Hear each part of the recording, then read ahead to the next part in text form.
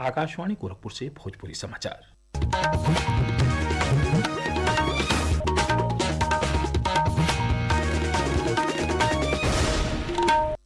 नमस्कार, समाचारन के साथ हम वेद प्रकाश पाठक। नवरात्र के 8वां दिन ने आज महाअष्टमी पर प्रदेश भर में देवी दुर्गा का महागौरी स्वरूप के पूजा अर्चना कइल जा रहल बा। इस मौका पर राष्ट्रपति द्रौपदी मुर्मू, प्रधानमंत्री नरेंद्र मोदी, केंद्रीय गृह मंत्री अमित शाह और प्रदेश का मुख्यमंत्री योगी आदित्यनाथ शुभकामना दिले हमें।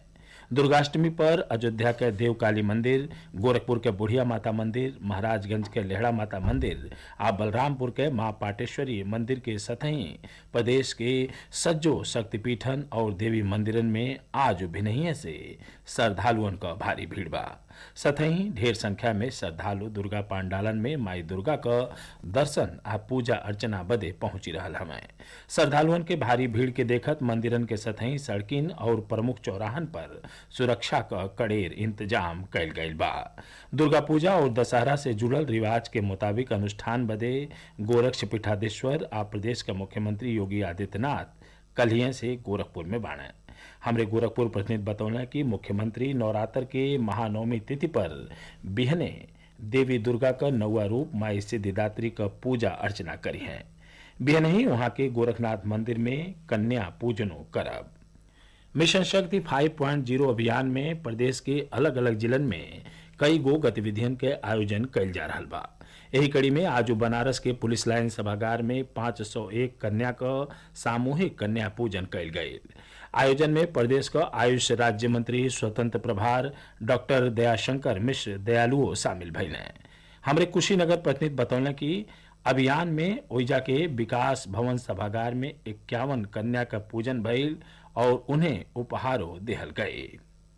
प्रधानमंत्री नरेंद्र मोदी की अगुवाई में सरकार सेवा और सुशासन के मंत्र के आधार पर बदलाव आ विकास बदे पुरहर कोशिश कर रहा हो। विशेष श्रृंखला सेवा पर्व में प्रस्तुत बा शिक्षा के क्षेत्र से जुड़ल एगो रिपोर्ट।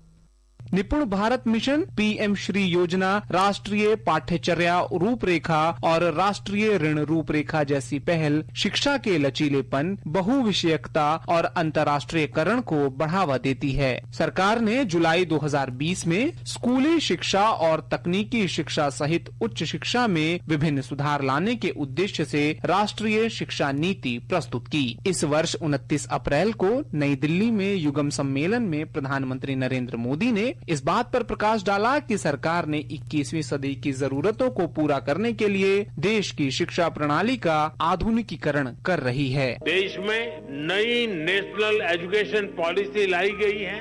इसे शिक्षा के ग्लोबल स्टैंडर्ड्स को ध्यान में रखकर तैयार किया गया है। नई एजुकेशन पॉलिसी आने के बाद हम भारतीय एजुकेशन सिस्टम में बड़ा बदलाव भी देख रहे हैं। सरकार के प्रयासों से विश्वविद्यालयों और कॉलेजों सहित उच्च शिक्षा संस्थानों की संख्या 2014-15 में 51,000 से बढ़कर इस वर्ष 70,000 से अधिक हो गई है। 2014 से एम्स संस्थानों की संख्या 7 से बढ़कर 23 हो गई है, जबकि मेडिकल कॉलेजों की संख्या 387 से बढ़कर 2,000 से अधिक हो गई है।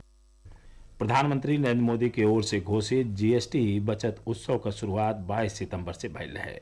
कई गो सामानन और सेवा पर कर का दर कम भइले से समाज के हर वर्ग के फायदा मिल रहा हो। एगो रिपोर्ट।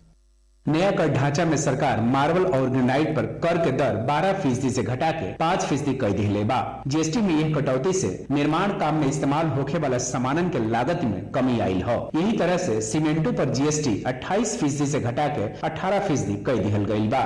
वही सरकार ईटा बनावे बदे जॉब वर्क पर कर के घटा के 5% कर दिले हो, जमन पहले 12% होत रहे। ये फैसला से गाँव इलाकन में मकान बनावले में लागत कम हुई। जीएसटी 2.0 में यह युक्तिकरण से उपभोगकर्ता और निर्माता लोगन के राहत मिलने के सतही आवास उद्योग के भी बढ़ावा मिली। आकाशवाणी दिल्ली से रोहन और सौम्या शरण के रिपोर्ट के साथ समाचार कक्ष से प्रेमचंद्र गुप्ता।